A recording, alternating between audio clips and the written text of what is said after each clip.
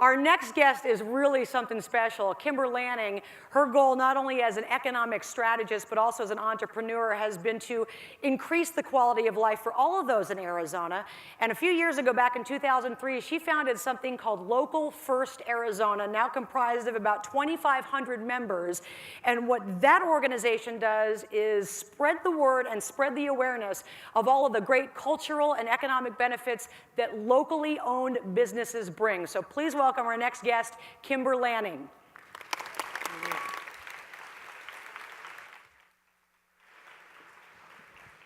Okay, wonderful, wonderful to be here.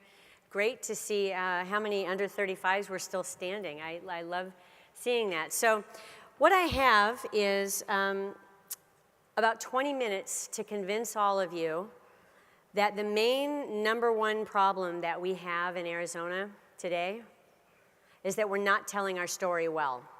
And when we don't tell our story well, we let somebody else tell that story for us. So what I like to say is we have a little self-esteem issue, and we need to go to some classes together to grow out of that, right? We need to own who we are, and we need to proudly talk about all of the success stories that we have. So right here, you're going to see around the state. How many of you, by a round of applause, how many of you have been to Old Town Cottonwood lately? Great. How about Bisbee? Okay. How about Tucson? All right. Fabulous things going on all around Arizona, and I'm very fortunate to be able to work all around the state. So I want to share with you, I'm ready for the next slide. I want to share with you some amazing statistics that have come out just recently. And this is just a smattering of the amazing things that are happening around the state. And in addition to those things, I want to remind you that Flagstaff was America's first STEM city, that Sky Harbor just was voted the #1 top airport for small business. I had a friend who recently came to me and was all excited about something called Startup Village in Kansas City. Anybody ever heard of it? Startup Village in Kansas City has been getting a lot of airtime in the media, a lot of prints. They're on CNN, NPR. So I Googled them to find out more about what Startup City was in Kansas City. And I found out that it's 23 small businesses in a co-working space. And they're making national headlines with 23 businesses. Not to discount 23 businesses, but I'm sorry, we crushed that. We absolutely crushed that. Off the top of my head, I can think of 3 times as many businesses that are operating out of Arizona. So even just take Cahoots. Cahoots has more than 23 businesses just on their own, and in their 4th year did over $6 million in direct business in those businesses operating out of Cahoots. Let's give it up for what we have going on here. So this is incredibly important that we start to think differently about the accomplishments that we have. Did you know that we're one of the fastest growing states in biosciences? Did you know that we increased jobs in the bioscience sector by 45% in the last 10 years, which is 4 times the rate of the national average? Who's telling that story? Who's telling it? It needs to be us. Right? I love that you want to clap because that's how I feel about it. Battelle estimates the total annual economic impact for Arizona's bioindustry is $14 billion. Whether we're talking about astronomy or we're talking about medical research, it doesn't matter. Arizona is leading in so many ways. How many of you knew that we have one of only 2 Lutherie schools left in Arizona? How many of you are scratching your heads what a Lutherie school is? Roberto Venn School of Lutherie in downtown Phoenix teaches the craft of making violins and acoustic guitars. People come from around the world to go to Roberto Venn, and yet the majority of the people who live here aren't paying attention or recognizing what an asset that is. Conservatory of Recording Arts and Sciences is another one. People come from all over to learn how to be sound engineers, and it's right here in Tempe. So thinking about how can we harness the excitement, and you know what I want to point out really quickly too, Arizona being 44th for average household energy consumption, that's amazing. Most people say to me, God, Arizona, you're in the desert, you guys probably use 10 times the energy the rest of us does. Well, guess what? It costs a lot more and takes a lot more energy to to heat a house in cold weather than it does to cool a house in hot weather. So we're competitive there too. So let's talk for a minute about some of the successes that we have in incubators. I'm going to talk about the marriage between NACET and TGen in northern Arizona. There's a company there called Pathogene that was founded by a doctor who is both a professor at NAU and a board member at TGen. And they're doing incredible groundbreaking work around solving and preventing infectious diseases from spreading. They're also paying attention to health threats. So you may have read about the incredible work they did around anthrax, and most recently they're doing work around solving the issues around valley fever. And we can also look at CEI right here in Phoenix, Pinnacle Transplant Technologies, which is a tissue bank dedicated to ethical participation in the Donate Life process. These are just a few very small examples of the successes that are happening. And I want to just take a minute and read you a list, just to underscore my point, of just the incubators, accelerators, and co-working spaces that I could find in a brief little amount of research. In Tucson, we have the Arizona Center for Innovation. Here we have the Center for Entrepreneurial Innovation. Desert Angels, Connect, ZeroCraft, Maker House, the Tool Street Hive, Tech Launch Arizona, Edson, Idea Funding, Startup Arizona, Seed Spot, Native American Incubator Network, Max 6, AZ Disruptors, LaunchSpot, Game Collab, Desarrollo. And then we have Cahoots, of course, and Gangplank, Aztera Venture XL, Connect Beta, and Spoke 6. That took me 5 minutes to find online. Let's give them all a round of applause.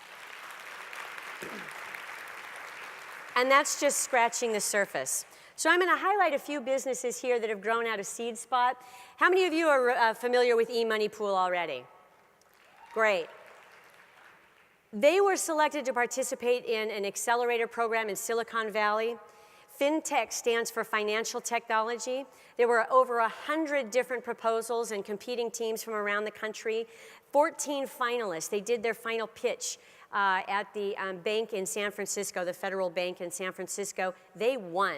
Our hometown team, eMoneyPool, won the Silicon Valley Accelerator Program, and they grew out of Seed Spot. I'm going to talk to you a little bit about why I'm highlighting eMoneyPool today. You may not be familiar with a Tanda or a Kundia, but these are money pools that lower income individuals use to save money without paying interest. So a money pool means that 10 people get together and they each agree to put the same amount into a kitty each month, and then one person in that money pool gets to take the entire kitty. And they continue on that way, and each person, as the cycle comes around, gets to take the entire kitty. We at Local First Arizona, through Fuerza Local, our accelerator program, have partnered with eMoneyPool. So we work with 24 businesses a year, and they participate in a money pool. The exciting thing is when they graduate, we match how much they were able to save, and they receive a certificate of completion. eMoneyPool has forged relationships in 6 states so far and growing. That certificate of completion is acceptable to a bank to allow them to access capital at fair market rates. Keep in mind that at Local First Arizona, when these small businesses come through our program, they're paying an average of 18 to 21% interest on every dime they borrow because they're unbankable, not because they have bad credit, because they have no credit. And eMoneyPool is bridging that opportunity gap that we have here in Arizona and bringing everyone along. And by the way, they have a 99.4% completion rate. Absolutely brilliant concept. Let's give them a round of applause. Now let's talk about Picmonic in Tempe. Learn faster using pictures. This company has 35,000 members already. They're in 74 countries. They help nursing and medical students prepare for their MCAT and other medical exams using visual learning technology. They create stories, and they have improved memory by over 331%. They're already employing 23 employees. Crowd mics, this is another fun one that I like to share with you. This one also coming out of our incubator and accelerators here in Arizona. This turns your smartphone into a microphone. 2 brothers in Scottsdale at a conference just like this realize when you get to the Q&A and you can't hear the question that was posed from the other side of the room, they have developed the technology to turn any telephone or smart tablet into a microphone using the Bluetooth technology that's in the room where you are. Brilliant idea, and the reason I featured them is because when asked if they were going to leave, they actually said, we're exactly where we need to be in Arizona. Pan-Aridus. This is yes, give it up, give it up. Pan-Aridus, this is a fantastic story. Waiuli is a desert shrub native to the Sonoran Desert. And what they are doing outside Casa Grande is truly stunning. So after World War II, you may not realize that the United States burned all of its rubber plants because the European countries came to them and said, you either buy rubber from us or we're not going to be able to repay our debt to you after World War II. So we have been importing 100% of our rubber since that time. So this company is working on a replacement for petroleum-based synthetics and also tropical-based natural rubber. This company has 8 U.S. patents, which is the largest number of proprietary genetic strains of Waiuli in the world. They received a $7 million grant toward development of Waiuli plant-based polymers for use in tire manufacturing. This can be used in everything from latex gloves to tires. ASU is a partner in this to actually study the sustainability of it. The fascinating thing, Waiuli takes less than half the water that cotton does to grow. We have over 180,000 acres of cotton planted in Arizona that takes enough water that it raises eyebrows. Is that really sustainable for Arizona? This is a solution. Again, Pan-Aridus leading the way. They have 8 patents, truly an Arizona success story and one to watch. I also want to highlight Heliae, based out of Gilbert. This is an algae-based technology company. They're working in a variety of industries focused on everything from specialty chemicals to biofuel fields, as well as nutrition, therapeutics, agrosciences, animal nutrition, and health and wellness. They just won an enormous grant. They have a huge production field out in Gilbert. But what I wanted to share with you today is that they actually just created a new company called Alvita as a partnership with a Japanese company. Japan rethinking its energy solutions after Fukushima, partnering with a Gilbert company that has proprietary algae production technology. So keep an eye out for that. This is a fascinating story. They raised $28.4 million. Largely, their biggest funder is the Mars Family Foundation. Another huge success story. Now let's shift out to rural Arizona, talking about the wineries. Again, here comes the self-esteem, right? We've got people coming from around the world telling us that we're just like Napa was 25 or 30 years ago. And Arizonans you remember that commercial about Pace pecani sauce? Arizona wines, come on, right? This is amazing, and this is a huge success story. Let me share with you that 2 of our wineries have landed on the San Francisco Chronicle's top 100 wines in the world, Sand Reckoner and Dos Cabezas.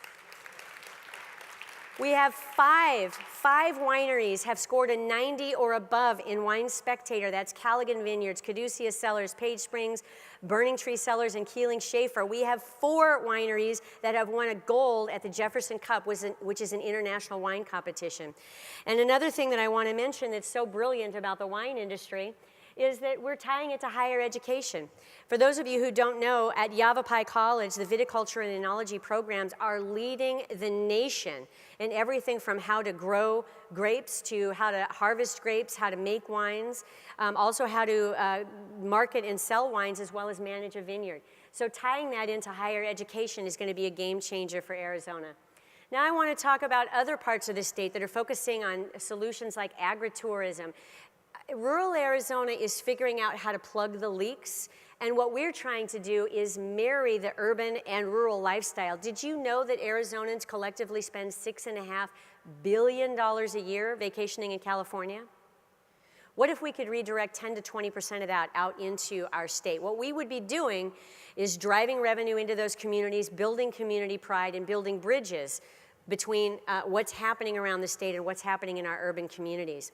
I'd like to share with you a few success stories. We just hosted the Rural Policy Forum in Globe, Miami, where we brought together 220 thought leaders in rural communities from around every county represented.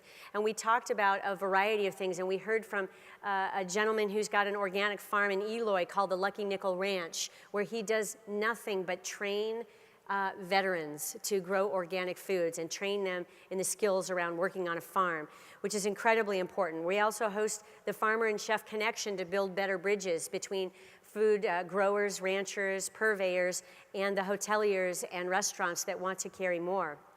locally grown products. So we're starting to see more collaboration and economic development opportunities. And I want to underscore how important it is that we in the urban areas help rural Arizona figure out the broadband issue. I know that we have hospitals here that are working on the telemedicine issue, getting more affordable and quality healthcare out into our rural communities and our tribal communities as well. Also, higher ed is working hard on better connecting rural and urban Arizona. So now I want to shift to downtown, and I want to talk about what we're doing with development.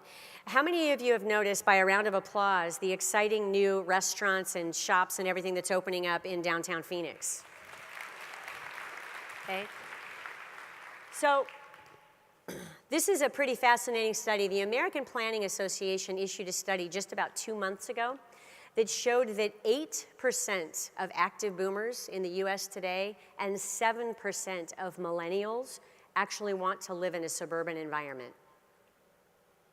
8% and 7%. We need to seriously rethink the way we're growing, and we need to fast, very quickly, invest in infill development. We know the next generation wants walkability, they want quality public transportation, they want to live, work, and play in a dense urban environment. They want inclusivity, they want access to international cuisine. So what we did at Local First Arizona is we focused on the adaptive reuse program for the city of Phoenix. The adaptive reuse program makes it easy or not for a business to open up in a funky old building. So the adaptive reuse program, we created a pilot that actually saved each one of the businesses that were trying to open up in an older building. We saved each business an average of $16,000 and 4.5 months in the process to get their certificate of occupancy. I'm proud to say after 8 years of working with the city of Phoenix, we now have the most progressive adaptive reuse program in the entire country, and I'm getting calls from other cities asking how we did that. What's most important about that, thank you. What's most important about that, in my mind, is that we're recognizing the importance of the fine-grained stuff, and we're recognizing really the importance and the relationship between the small scale restaurants and shops and our bigger economic development strategy. A lot of people look at that and they say, well, tourism and hospitality are low-wage jobs, but we can't forget about the ecosystem that exists around those jobs and those businesses. And that means accountants, graphic designers, web developers, payroll service providers, attorneys that support those restaurants and small businesses that are there.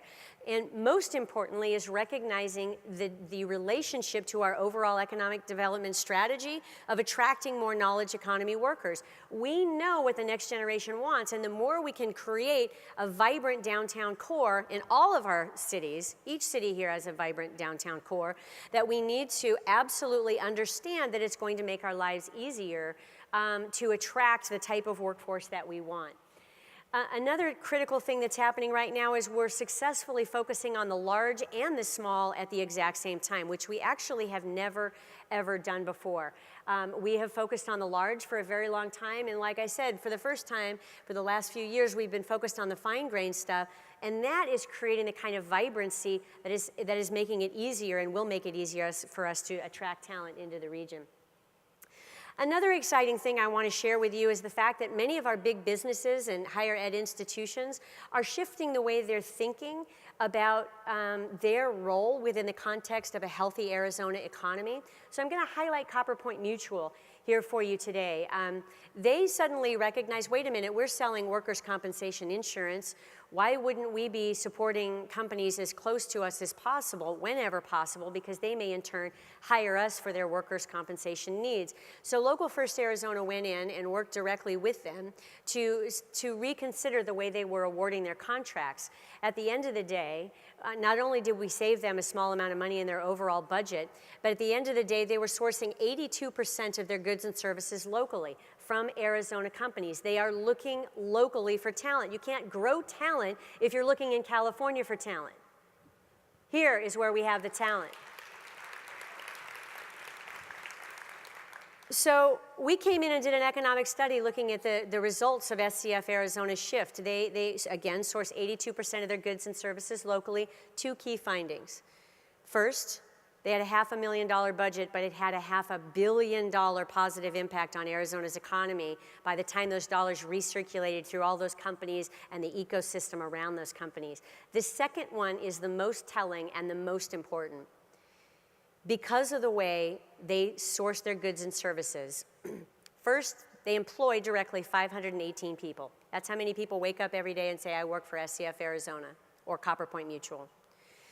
But we proved that they're indirectly supporting 3,600 Arizona jobs because they're sourcing so much locally. And those jobs are in manufacturing, medical supplies, et cetera, et cetera. What if we could get Arizona's top 25 companies to make this same shift? We could lead the nation with having the lowest unemployment rate and having a truly vibrant and inclusive Arizona economy. I think we can do this. I also want to give a shout out to GPEC, the Velocity team that they have put together. It's just an outstanding example of regional collaboration. They've got a participation from higher education, the big communities in business and the smaller businesses out there in our community. Economic development professionals, they're even working to bring tourism into the fold. Tourism is telling our story every day, and we need to make sure that tourism is in the loop and in the know about the new vision for Arizona. So this, keep an eye out for Velocity. This is going to be coming online soon. It's been it's been a work in progress for the last few years, and it's nearing launch. So let's think about going forward and the types of things that I really think that we need to focus on. So investing in future generations, to me, it sounds like it would be a no-brainer, but time and time again, we get held back, I think, and we stumble because we're hearing more of the voice of the past generation than we are hearing from the future generation. And that's a call out to you in the room that are even 35 and under. We need to hear your voice at the table. Too often, when I'm at the city council working on a critically important issue, and there's no one younger than me in the room. I'm not young, let me tell you. I told Marty Schultz when I turned 50, he's going to have to stop calling me kiddo. That's the deal that we have. There's not much time left. We need people younger than me at the table. We need to invest in mass transit, quality public transportation, which we are doing, which is exciting. We want to look at the models in education that are working. Look at the success story of Arizona School for the Arts or the Bioscience High School. Tell the success stories. Yes, we have a lot of work to do in education. We know. We're going to do that, but I want you to think about what connects people to the place where they live. I want to pause and really underscore this. How many of you know someone from Chicago that won't stop telling you how great Chicago is? Let me see your hands, right? We have a lot of them. So let's think about this for a second. We have people who feel more connected to the place where they came from than the current place where they live. I had a woman one time standing in line. You know how you might chat it up with a neighbor standing next to you? And she leaned into me and she said, boy, you guys sure have made a mess out here in Arizona. And I said, you guys, huh? I said, so you don't live here? She said, no, I live here. I said, oh, you haven't lived here very long. And she said, no, I lived here 15 years. I said, so who the heck is you guys? You live here now. You are on the team. Think about how this impacts us. If we're not telling our story and they're not connecting to this place, think about it. Lower than average voter turnout, lower than average volunteerism, lower than average butts in seats at a Diamondbacks game or charitable contributions. Think about it. The Cubs could lose for 50 years and not lose a single fan. The Diamondbacks have a bad inning and we're like, not so sure. We're not telling our story to ourselves. We're not telling our story to our friends and neighbors. We are doing amazing things in Arizona, and we need to tell the world. Other things will fall into place. I submit to you that you want to fix the education system in Arizona. First, you have to build a community that fully feels accountable for it. Period. Critically important that we recognize the relationship. If you ask people from Chicago why they love Chicago so much, they'll tell you the locally owned businesses. Not in those words, they'll tell you the restaurants and the chefs and the cool little neighborhoods and the walkable streets. They'll tell you, I used to bank at the same bank my grandparents bank at. They'll tell you, I used to have a barber, same barber for 20 years. All of that is locally owned business. We need to introduce them to our state and our local business community and never let them forget what an amazing state we are. Secondly, we need to invest in banks with local decision making. Our business community cannot survive without more people making decisions to lend to our small businesses. That is where job growth can really occur if we can get more investment into our small and mid-sized businesses as they try to expand. I'm grateful for National Bank of Arizona and other community banks that are committed to Arizona. We need to better connect planning in our economic development strategies. This is very, very important that we understand that we cannot continue to plan cities that aren't relevant to the next generation. Very important that we consider the relationship between the overall economic development strategy and what it feels like to live here. We can't continue to build home product that the last generation wanted and then scratch our heads and wonder why the next generation doesn't want it, when the next generation is telling us right now they don't want it. How are we going to change the dichotomy of how we're building in Arizona? We can do this. And then the last thing is growing civic pride and connecting people to place.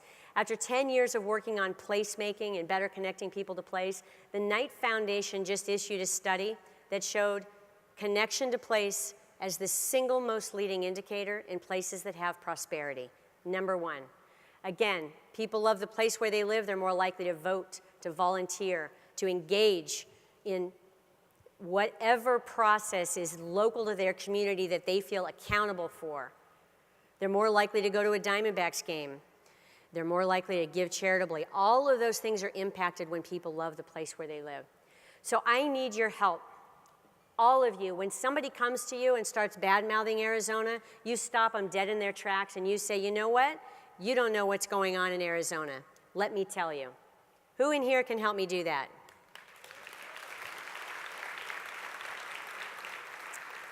So I want to thank you for the opportunity to talk to you about all of this today, and I really sincerely hope that the next generation will start telling the story of Arizona. But also, you know, I did a panel just recently with high school kids, and they were all leaving. Every single one of them on my panel was leaving Arizona.